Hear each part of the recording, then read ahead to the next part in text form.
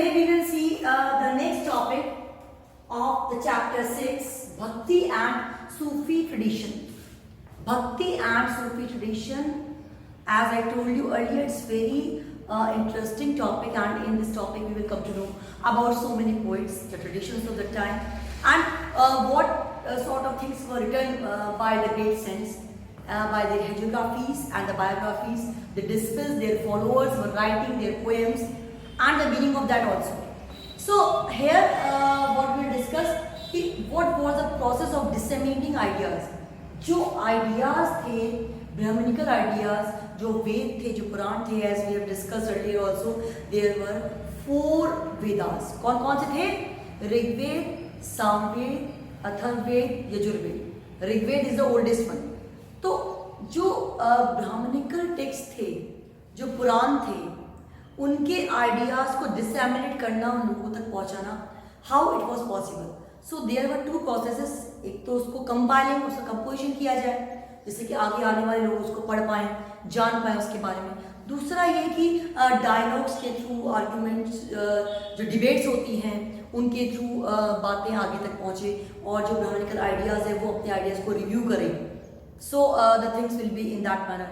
तो आप देखिए, हम अब one process of disseminating Brahmanical ideas. पहला प्रोसेस था ब्राह्मणिकल आइडियाज को डिसेमिनेट करना, उनका प्रसार करना. कैसे? एग्जेम्प्लीफाइड बाय, कैसे करेंगे? या तो वो कंपोजिशन से करेंगे, या फिर कैसे करेंगे? कंपाइलेशन से करेंगे, और उनको प्रिजर्व करेंगे. Composition, compilation and preservation, these were the 3 ways how they are going to preserve their text. Then of पुराने text in simple Sanskrit verses. एक सिंपल संस्कृत लैंग्वेज में उन टेक्स्ट को कंपाइल करके रखेंगे.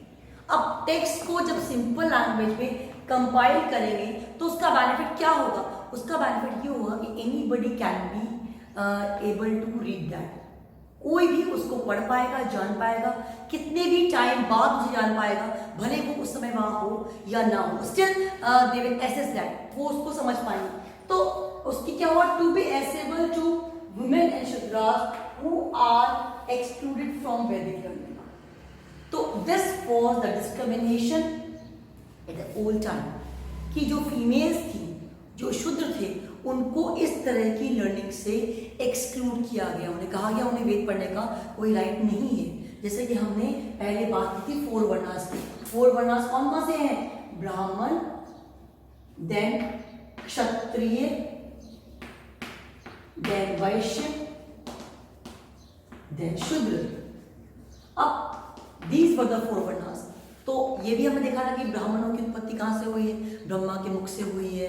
देन क्षत्रिय, देन शोल्डर, देन आपका जो वैश्य है लोअर पार्ट, देन जो शूद्र है बिल्कुल चरणों से हुई है. तो कहते थे कि Brahmanas are the supreme one and Shudras are born to serve these 3 varnas. ब्राह्मणों का काम क्या है? पूजा पाठ करना, प्रीच करना, टीचिंग देना, सिखाना. और दूसरा कौन? क्षत्रिय, वो युद्ध में लड़ना, पढ़ना, अध्ययन करना, सीखना. वैश्य व्यापार करना, ट्रेड करना. और शूद्र इन तीनों वर्णों की सेवा करना.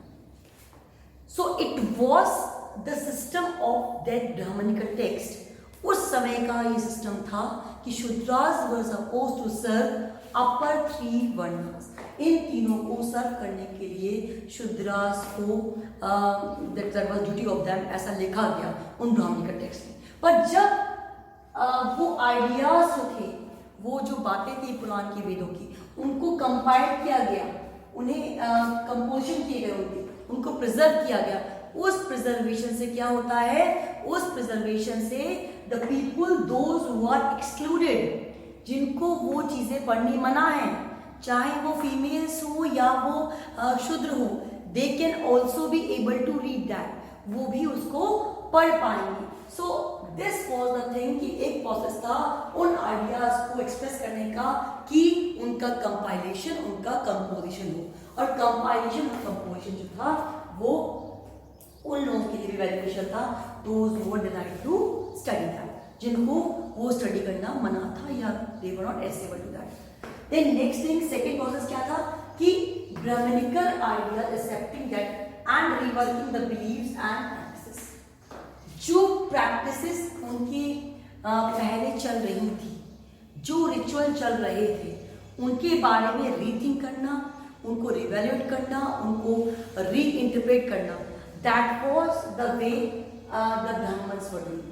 सो ये क्या था कि ऐसा करके वो अदर सोशल कैटेगरी जो थी उनके साथ भी वो जस्टिफाई कर रहे थे। So beliefs were shaped through dialogues between centuries of great and tradition. अब डायलॉग्स के थ्रू, आपस की बातचीत के थ्रू वो बिलीव शेयर हो रहे थे। एंड ग्रेट एंड ट्रेडिशन हमें तक देखी थी कि जो बातें, जो ट्रेडिशन आपका रॉयल फैमिलीज का था, रिचुअल्स का था, उसी को वो जब फॉलो करते हैं तो वो ग्रेट ट्रेडिशन होती है। लेकिन जब वो अपनी लोकल प्रैक्टिस को फॉलो करते हैं, that was called great tradition. So in such a way they were practising the both, और वो डायलॉग्स के थ्रू, वो अपने डिबेट्स के through things were going to be spread. This was the second process.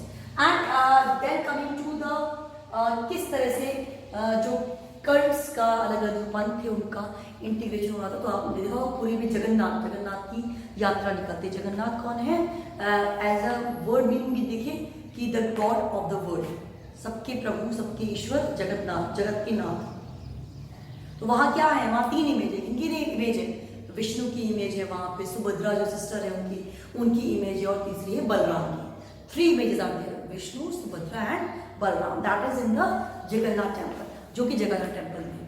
So in such a manner we can see these 3 images are there in that Jagannath image temple, and how we can see the difference and conflict कि अब भक्ति का एक रूप सामने नहीं, कि हम गॉड गॉडेस की पूजा कर रहे हैं। कल हमने देखा था कि 3 तरह के जो ईश्वर थे उनकी मेनली वर्शिप हो रही थी। कौन कौन थे? विष्णु थे, शिव थे और गॉडेस थी। तो इन 3 की वर्शिप हो रही थी। बट इसके साथ ही अगर हम देखें कि वर्शिप सिर्फ ईश्वर की पूजा या भक्ति से ही नहीं, द सेकेंड वे वॉज तांत्रिक विद्या। तांत्रिक ट्रेडिशंस भी उस समय डेवलप हो गए थे, जो देवी के लिए, गॉडेसेस के लिए फेमस थे। Goddesses were famous for the worship that were classified as tantric. Goddesses were famous for the practice of tantric puja के लिए फेमस थी। And these practices were in several parts, और बहुत सारे पार्ट्स में, बहुत सारे एरियाज में तांत्रिक जो विद्या थी उसकी प्रैक्टिस हो रही थी। आपने देखा भी होगा जो तांत्रिक होते हैं, how they are going to worship, उनका एक वर्शिप का, पूजा का तरीका, रहन सहन, रिचुअल्स सारे अलग होते हैं। And mostly they worship goddess Kali, माँ काली की उपासना करते हैं। तो इस तरह के जो ट्रेडिशन जो आज हो रहे हैं वो हम कल भी प्रैक्टिस कर रहे थे। हमारे इतिहास में, हमारे हिस्ट्री में भी वी वर प्रैक्टिसिंग दैट। तो बहुत एंशियंट टाइम से ये परंपराएं, ये ट्रेडिशंस जो हैं वो चले आ रहे हैं, जो हमें बता रहे हैं अलग अलग ट्रेडिशंस के बारे में, अलग अलग एरियाज के बारे में। तो किस तरह से हम किस फेज में, कहाँ पे किसकी पूजा हो रही है। तो हम इस चैप्टर में देख रहे हैं कि जो ब्रह्मनिकल आइडियाज थे वो कैसे एक्सप्रेस हुए थे। एक्सप्रेस होने के लिए कंपोजिशन एंड कंपाइलेशन हुआ, और उससे फायदा किनको हुआ? ब्राह्मण्स, शूद्रास को और फीमेल्स को, जिनको बाहर कर रखा था कि they are not able to, they are not deserving and they don't need to study about the brahmanical ideas. तो उन बुक्स से जब वो कंपाइल हुई आपकी संस्कृत वर्सेस में, तो females and Shudras both can read that. उसके अलावा डायलॉग्स थे, जो कॉन्फ्लिक्ट डायलॉग के थ्रू, बिलीफ के थ्रू, वो जो उनके ब्राह्मण्स की प्रैक्टिसेस थी और रिवर्किंग थी उन बिलीफ पर, that approach to the several parts of the people. And now जो बिलीव्स थे वो उन्होंने शेप हुए, वो अलग अलग डायलॉग्स के रूप में सेंचुरीज में। सो ग्रेट और ट्रेडिशन आई टोल्ड यू कौन कौन सी थी।